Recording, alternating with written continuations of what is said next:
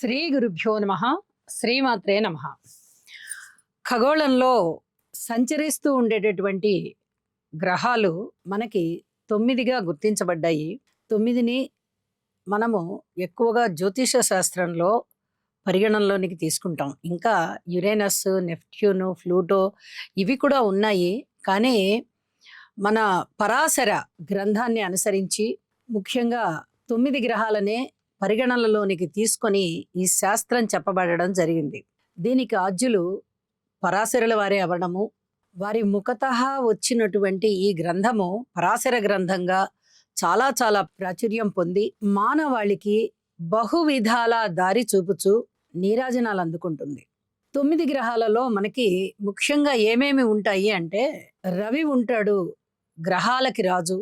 చంద్రుడు ఉంటాడు, కుజ, బుధ, గురు, శుక్ర, శని, రాహు, కేతు 9 గ్రహాలుగా అభివర్ణిస్తారు. అయితే రాహుకేతువులు ఎప్పుడూ వక్రించే నడుస్తూ ఉన్న కారణం చేత అవి రెండు ఎప్పుడూ వక్ర గ్రహాలే. వాటికి ప్రత్యేకంగా వక్రం ఉండదు.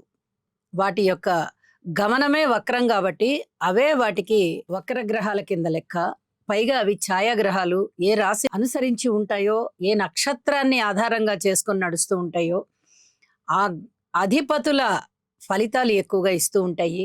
అలాగే రవిచంద్రుల యొక్క గమనానికి ఎప్పుడూ ముందుకే తప్ప వారికి వెనక చూపు లేదు. కాబట్టి ఈ 4 గ్రహాలని గనక మనము ఈ 9 గ్రహాల నుంచి మినహాయింపు చేసుకున్నట్టయితే మిగతా 5 గ్రహాల యొక్క స్థితి కూడా, అంటే కుజుడు గాని, బుధుడు గాని, శుక్రాచార్యుల వారు గాని, గురువు గాని, శని గారు గాని, ఈ 5 గ్రహాలకి వక్రగమనం ఉంటూ ఉంటుంది. పండితులు గణన చేసి ఈ గ్రహగోళంలో ఏ విధంగా ఈ గ్రహాలు వెనక డిగ్రీలకి వెళ్తాయి, అంటే వక్రగతి చెందుతాయి అనేది పరిగణన చేసి మనకి పంచాంగంలో తెలియచేస్తారు. దానిని ఆధారం చేసుకొని మేము ఆ ఫలితాలను తెలియచెప్తూ ఉంటాము. ఇప్పుడు గ్రహగోళంలో శని గారి యొక్క స్థితికి వక్రత వచ్చి ఉన్నది. కాబట్టి ఇప్పుడు శనిగ్రహం వక్రించింది అని చెప్పి తెలియచెప్పుకోవడం అనేది జరుగుతోంది. ఇది ఎప్పటి నుంచి ఎప్పటి వరకు జరిగింది అంటే, శని గారి యొక్క సంచారము మీనరాశిలో జరుగుతూ ఉంది. ఇప్పుడు జూలై నెల 26వ తేదీ నుంచి ఈ శనిగ్రహం వక్రించి ఉన్నది. అది ఎన్ని డిగ్రీల దగ్గర వక్రించింది అంటే 20 డిగ్రీల 36 నిమిషాలు. చిన్నగా అదే రాశిలో వెనక్కి వచ్చి ఉత్తరాభాద్ర 4వ పాదం అంటే 13 డిగ్రీల 51 నిమిషం ఇక్కడ వరకు వక్రించి దాని తదుపరి మళ్ళీ రుజుమార్గంలోకి వెళ్తుంది. అంటే శనిగారు ఎక్కడ వక్రించి ఉన్నారంటే, రేవతి నక్షత్రం 2వ పాదంలో వక్రించి ఉండి 2వ పాదం నుంచి మొదటి పాదము, మొదటి పాదం నుంచి ఉత్తరాభాద్ర 4వ పాదం, ఈ 3 డిగ్రీలలోనూ వక్రించినటువంటి నడకతో ఉంటారు. అయితే వారి దృష్టి మటుకు మారదు, దృష్టి మటుకు ముందరికే ఉంటుంది అని చెప్పి తెలియజేస్తున్నాను. అంటే సుమారుగా 6 డిగ్రీల 46 నిమిషాల దగ్గర వారు వక్రించారనమాట. అన్ని నిమిషాలు, అన్ని డిగ్రీలు వక్రించి ఉన్నారనమాట. అయితే ఈ వక్రత వల్ల ఏమి జరుగుతుంది అంటే, చాలా వరకు ఇబ్బందికరమైన ఫలితాలే జరుగుతాయి. శుభగ్రహాలు వక్రిస్తే చాలా మంచిది. గురువు గారు కానీ, శుక్రాచార్యుల వారు కానీ వక్రిస్తే చాలా చాలా మంచిది. కానీ ఈ అశుభ గ్రహాలు అని చెప్తాం. అంటే నైసర్గిక గ్రహాలలో అశుభ గ్రహాలు ఏమేమిటి అంటే, కుజుడు కానీ, ఒంటరిగా ఉన్నటువంటి బుధుడైనా, లేకపోతే శుభగ్రహాలతో కలవకుండా మిగతా గ్రహాలతో కలిసినటువంటి బుధుడైనా, కుజుడైనా వక్రించి ఉన్నట్లయితే చాలా వరకు ఇబ్బందులకు దారితీస్తాయి. అవి ముఖ్యంగా ప్రకృతి వైపరీత్యాలకి దారితీస్తాయి అని చెప్పి తెలియచెప్తూ, ఈ మీనరాశిలో శనిగారి యొక్క వక్రగతి ఏ విధంగా ఉంటుంది, ద్వాదశ రాశుల మీద అనేటటువంటి ముఖ్యమైన అంశాలు ఇప్పుడు మనం తెలియచెప్పుకుందాము. అయితే శనిగారి యొక్క స్థితి వక్రించి అదే రాశిలో ఉండి 13 డిగ్రీల 51 నిమిషం వరకు వచ్చి మళ్ళీ 13 డిగ్రీల 52 నిమిషాల దగ్గర నుంచి మళ్ళీ రుజుమార్గంలో సంచరిస్తూ ఉన్నారు వారు. ఇది గమనించాలి. ఈ రోజులు ఎన్ని పడతాయి అంటే, ఉత్తరాభాద్ర నక్షత్రము 4వ పాదం దగ్గరికి వచ్చేటప్పటికి డిసెంబర్ 2 వరకు వక్రించినటువంటి స్థితి ఉంటుంది. జూలైలో 5 రోజులు ఉంటుంది. 26వ తారీఖు నుంచి 31వ తారీఖు వరకు 5 రోజులు అవగా, ఇక ఆగస్టు నెల 31, సెప్టెంబర్ 30, అక్టోబర్ 31, నవంబర్ 30, ఇక డిసెంబర్లో 2 రోజులు కాబట్టి వెరసి 129 రోజుల కాలము వీరు వక్రించి ఉంటారు. ఈ వక్రించి ఉన్నటువంటి కాలంలో ఏ విధంగా ద్వాదశ రాశులకి ఫలితాలు ఉంటున్నాయి అనేది మనం ఇప్పుడు పరిశీలన చేసుకున్నట్టయితే, మేషరాశి వారికి వ్యయస్థానంలో వక్రిస్తున్నారు శని గారు. ఇక్కడ వక్రత ఎలా ఉందంటే వ్యయస్థానంలో ఉంది. వీరికి ఏలినాటి శని జరుగుతూ ఉంది.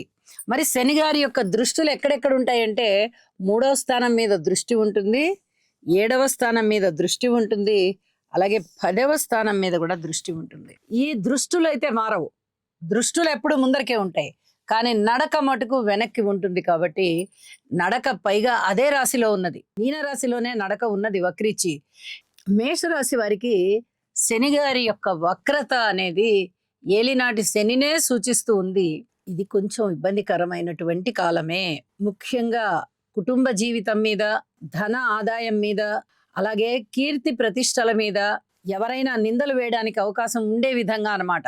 కీర్తి ప్రతిష్టలు భంగం అయ్యే విధంగా, పిత్రార్జితాలు కొంచెం చేతికి రావడం కష్టమయ్యే విధంగా, ఎవరో ఒకళ్ళు అడ్డుపడడం, ఏదో ఒకటి అడ్డుపడడం, ఈ విధంగా ఉండే విధంగా, వ్యయ ప్రయాసలకి లోనయ్యే విధంగా, ధనము ఎక్కువ ఖర్చు అయ్యే విధంగా, కుటుంబ జీవితంలో ఐకమత్యం లేని విధంగా, అలాగే పరపతి కానీ, కొంచెం కుటుంబ ప్రతిష్ట కానీ ఇలాంటివి కొంచెం భంగం అయ్యే విధంగా, ధనము ఎక్కువ ఖర్చు అయ్యే విధంగా, స్థానచలనం జరిగే విధంగా ఉంటుంది ఈ ఫలితం అని చెప్పి తెలియజేస్తున్నాను.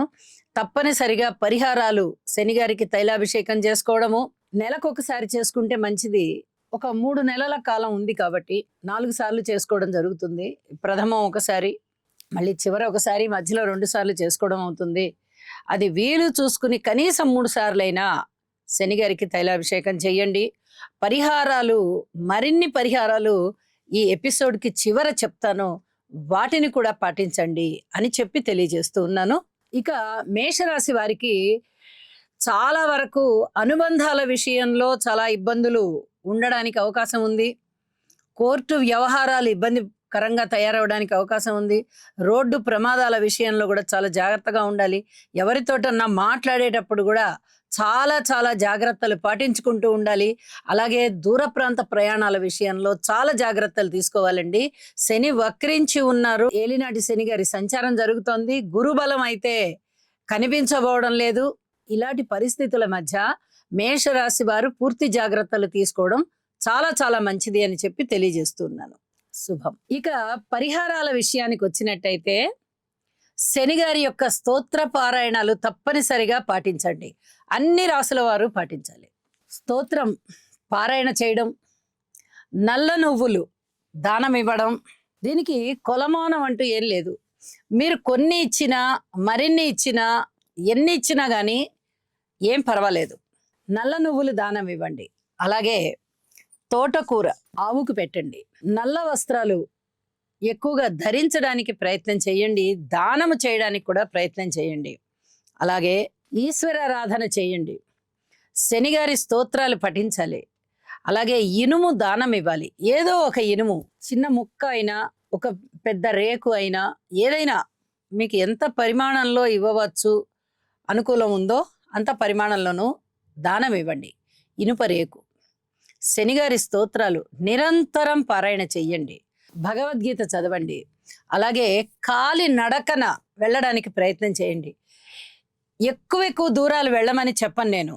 ఏమాత్రం సమయం ఉన్నా కాలి నడక, దాంతో మీరు చాలా వరకు ప్రశాంతత, ఉపశాంతి పొందుతారు.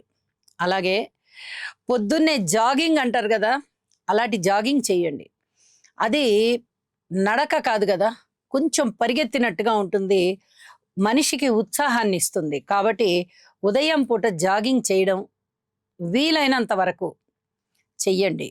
అలాగే ఈశ్వరారాధన చేసేటప్పుడు ప్రతిరోజు స్తోత్రాలు చదువుకోవడము, నెలకొకసారో 2 నెలలకొకసారో అభిషేకం, శివాభిషేకం చేయడం, ఇవి చాలా వరకు మీ యొక్క ఈ శనిగారి వక్ర స్థితి వల్ల ఏవైనా బాధలు ఇస్తున్నారా అంటే ఆ బాధల్ని ఉపశమింపజేస్తాయి. ఇది చాలా చెప్పదగ్గ సూచన అండి. చాలా వరకు ఉపశమింపజేస్తాయి. ఇన్ని పరిహారాలు చెప్పున్నా. ఇన్ని పరిహారాలలో కనీసం ఒక 3 వంతుల పరిహారాలనైనా పాటించండి. ప్రశాంత జీవితంతో ఉంటారు అని చెప్పి తెలియజేస్తూ సర్వే జనా సుఖినో భవంతు.